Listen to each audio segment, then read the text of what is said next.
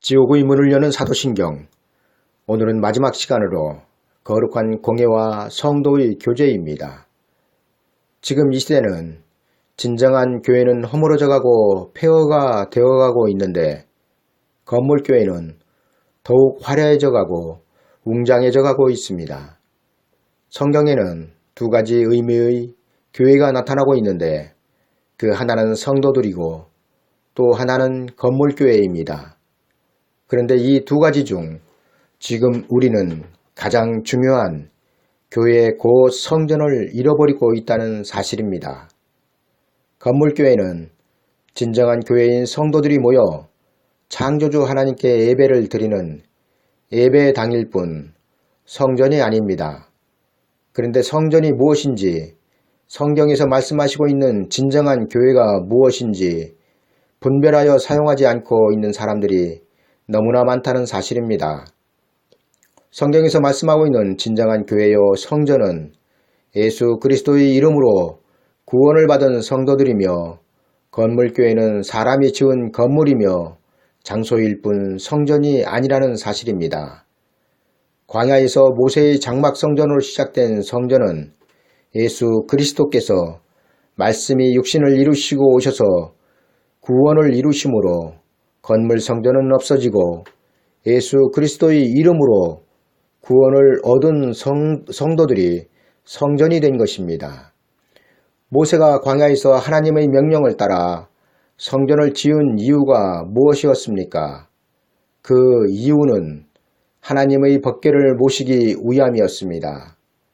구약시대에는 법궤가 성전 안에 모셔져 있었고 제사장을 통하여 그 성전에서 법궤를 향하여 제사하였습니다.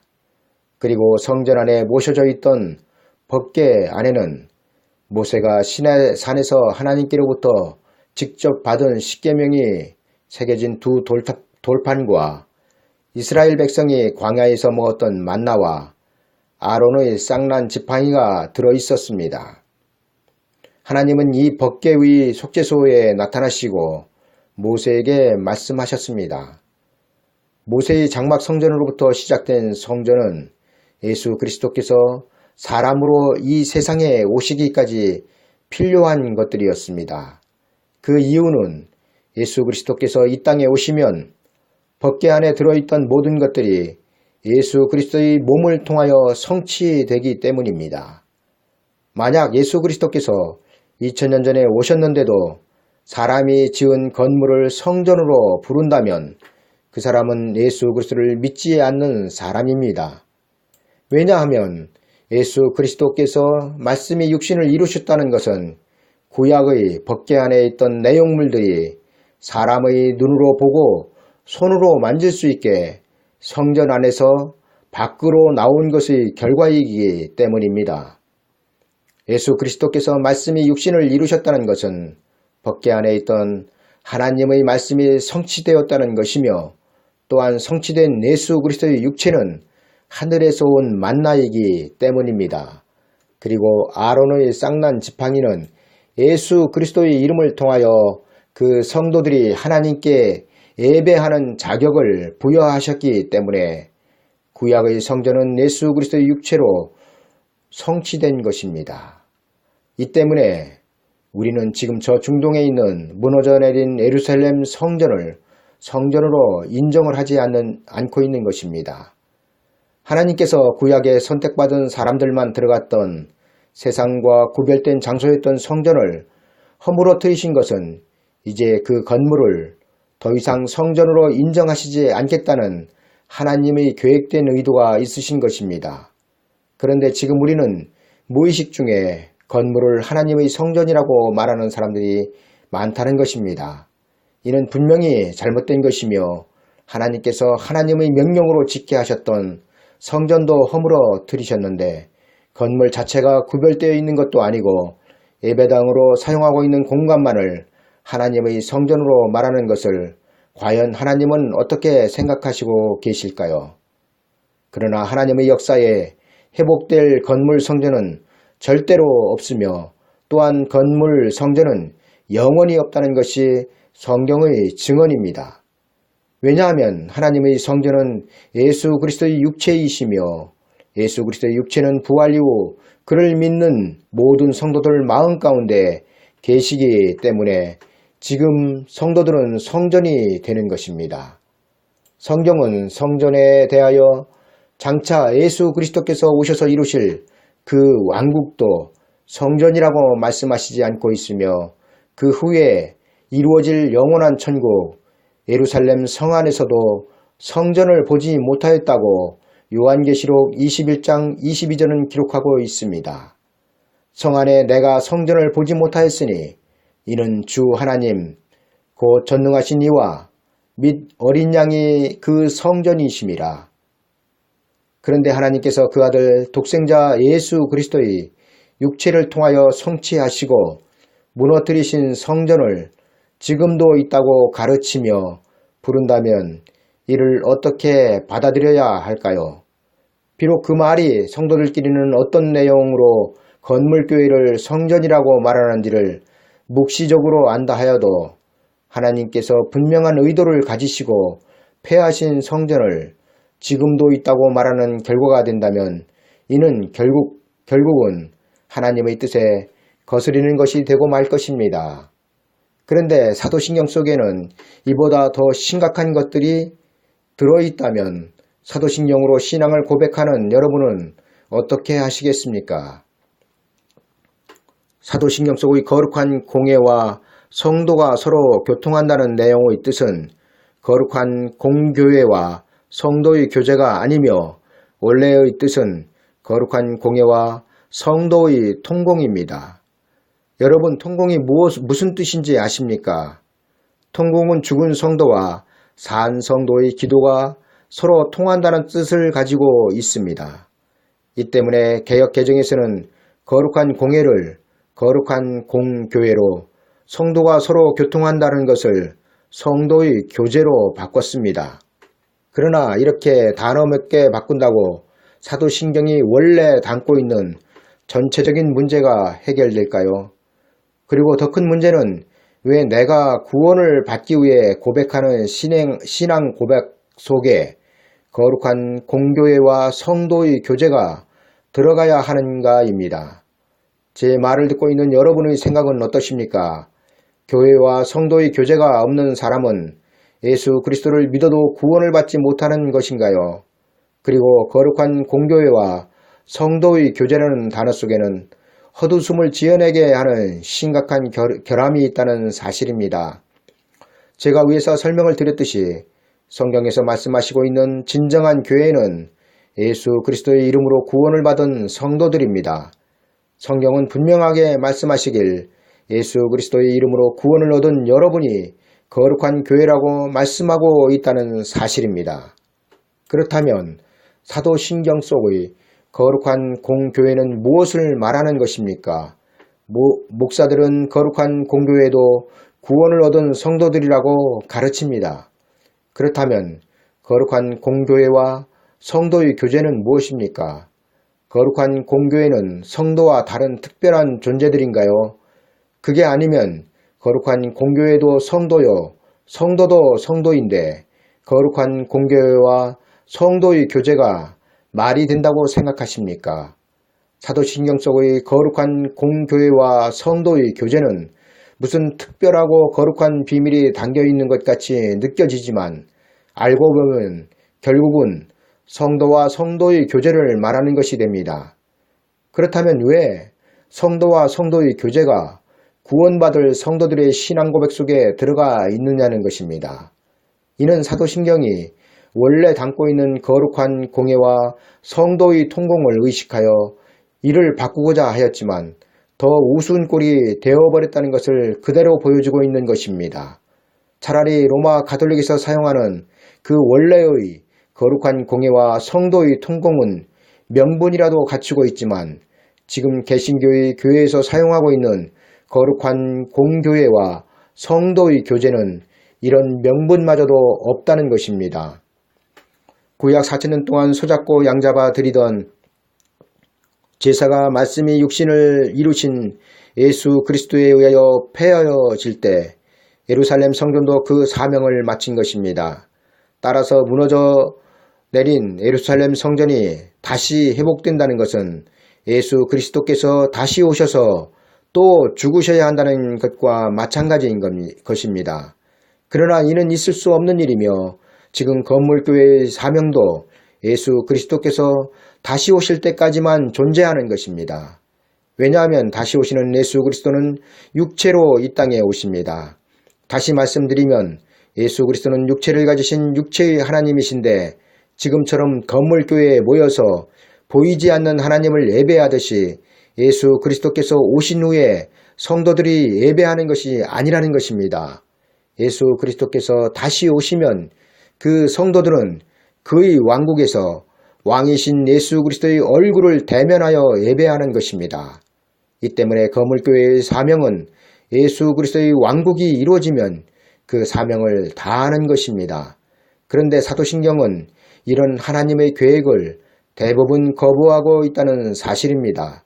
사도신경에서 말하는 성도가 서로 교통 또는 교제한다는 의미의 원래의 뜻은 통공이며 통공은 기도와 선행의 대가를 당사자에게만이 아니라 그리스도를 머리로 하는 교회 공동체의 다른 이에게도 주고받을 수 있음을 말합니다. 예를 들어 천상의 성인에게 지상의 자신을 위해 기도해달라고 청할 수 있으며 또한 연옥에 있는 영혼을 위한 신자들의 기도가 성인들을 통해 하느님께 전달된다고 말합니다. 이처럼 기도나 선행의 대가가 당사자에게만이 아니라 천국이나 연옥의 다른 이에게도 통하기에 모든 성인의 통공이라고 가톨릭에서는 말하고 있는 것입니다.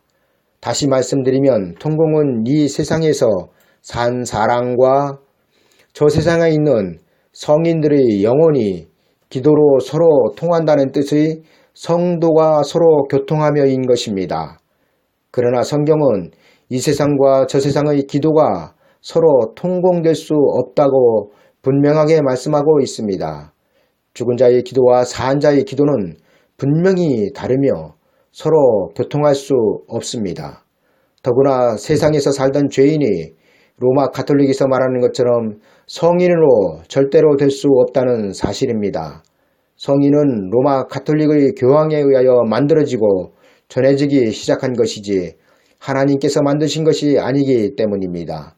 성인은 로마 가톨릭의 교황에 의하여 탄생되고 한국에만 1925년 10옥된 79위와 1968년 10옥된 24위, 1984년 10옥된 103위, 2014년 8월 16일 광화문에서 프란치스코 교황 집전에 의하여 124위가 성인이 되었습니다. 교황에 의하여 성인으로 호칭되면 세계 어디에서나 공경을 받고 로마 가톨릭의 모든 신자들의 기도의 중재자로서 교회의 공식 기도문 안에 포함되고 미사와 시간 전례에도 포함시켜 예배의 대상이 되는 것입니다. 그리고 이들을 위하여 축일이 정해지고 교회의 축일표에 등록되어 경축되고 이들의 죽은 유해를 공식적으로 신자들이 경배하도록 전시할 수 있습니다. 로마 가톨릭에서 죽은 사람을 성인으로 15고의 예식을 갖추는 것은 그들을 섬기며 공경하고 또한 그들을 신앙의 표본으로 삼고 그 이름으로 기도하기 위함입니다. 로마 가톨릭에서 말하는 성인들의 통공은 세상과 천국 그리고 연옥 등에 있는 모든 성인의 공로와 기도가 서로 통한다는 교리입니다. 이 때문에 죽은 자들에게 시복, 시성, 복자, 성인의 예식을 하는 것입니다. 교황에 의하여 성인으로 공식 선언된 사람은 하늘나라에서 영광스러운 자리에 올라있기 때문에 전 세계의 사람들이 그 성인에게 기도를 부탁해도 된다고 하는데 이것을 전구라고 합니다. 전구가 무엇인지 로마 가톨릭에서 사용하고 있는 교회 헌장 60을 그대로 옮겨보면 이렇습니다. 전구는 원래 다른 사람을 위해 탄원한다는 의미를 갖고 있지만 성모 마리아나 성인을 통해 우리가 바라는 바를 간접적으로 하느님께 전달하는 기도를 가리키는 말로 사용된다. 보통 성모 마리아 혹은 성인은 우리를 위하여 우리 주 천주께 비르소서와 같은 형식을 취한다. 신학적으로 보아 전구에는 희망적인 전구와 속죄적인 전구가 있다. 희망적인 전구란 성모 마리아나 모든 성인들에게 우리가 바라는 바를 하느님께 전달해 달라고 기도하는 것을 말하고, 속죄적인 전구는 연옥의 영혼이나 이 세상의 다른 사람들을 위해 대신 기도해 주는 것을 말한다. 이러한 전구는 초기 교회 시대로부터 선성되어 내려온 것으로 초대교회에서는 신자들이 서로를 위하여 기도와 단식을 하였고, 2, 3세기에는 배교자가 다시 교회로 돌아오도록 순교자를 통하여 전구하였다. 4, 5세기에는 성인을 통한 전구에 대한 교리가 완전히 확립되었다. 성모는 그리스도의 어머니로서 구속사업에 협력했고, 성인들은 하나님의 생명에 참여하고 있으므로 우리를 위한 전구자가 될 수 있다. 이 전구는 믿는 이들과 예수와의 직접 결합을 돕는다. 이것이 전구의 내용입니다. 로마 가톨릭의 이런 신앙의 기초로 만들어진 것이 사도신경이며, 그 중에서 성도가 서로 교통하며의 주된 내용이 되는 것입니다. 그런데 이와 같은 뿌리에서 만들어진 사도신경을 단어 몇 개 바꾸어 외우면서 우리는 로마 가톨릭과 같은 신앙이 아니라고 한다면 얼마나 우스운 꼴이 되는 것이겠습니까? 성도가 예수 그리스도의 이름으로 구원에 이르는 신앙 고백에 성도의 교제가 들어갈 이유도 없을 뿐만 아니라 성경과 전혀 맞지도 않는 상달되지 못할 주술과 같은 내용으로 매 예배 때마다 교회가 사도신경으로 예배를 시작하고 있다는 사실에 참으로 비통한 심정이 아닐 수 없습니다.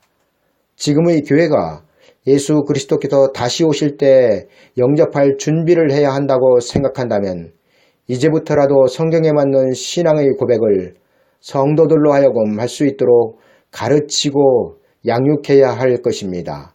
그 길만이 다시 오시는 예수 그리스도를 영접할 많은 준비 중에 첫걸음이 될 것이기 때문입니다.